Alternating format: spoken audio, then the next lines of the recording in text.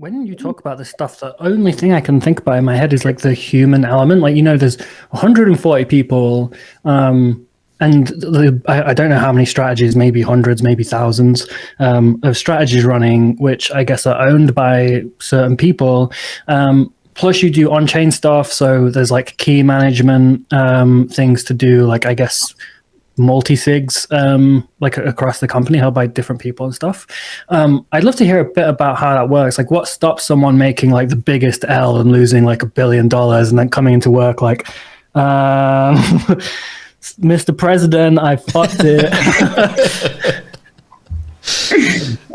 Yeah, and before I dive into that, like a large part of the 140 are focused on building stuff and investing in research, right? Like I was mentioning at the start, like that's even more closer to the heart of like the crypto business for us.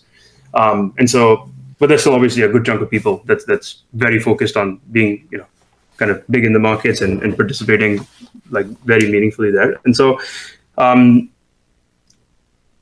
that piece, we lean like pretty heavily on like all the risk practices that Jump's kind of built over 2 decades.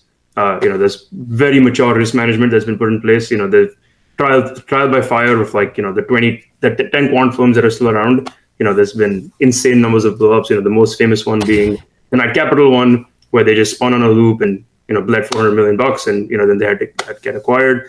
And so translating a lot of that risk here, was a structural advantage. It's obviously, it doesn't all translate one-to-one. You have pretty insane systemic risk by keeping all your funds across exchanges. You guys have been around in this space forever. You've probably lost money in this space, like at exchanges, and that's all part of playing the game. And so there are risk managers that set these metrics. There are multiple people that are the strategy developers and code those risk metrics in. They're pretty hard coded in. Like there isn't really a way for one person to like just come in and put on a 10,000 Bitcoin position and then just kind of screw things up in that fashion.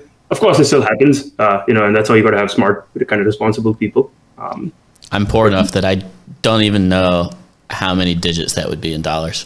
10,000 Bitcoin. I can't do that. I don't think that's related to your net worth, mate. That's like simple mathematics, isn't it? 10,000 times 45,000. I'm not doing that math in my head right now, Kobe. It's not an exercise that I've practiced. All right.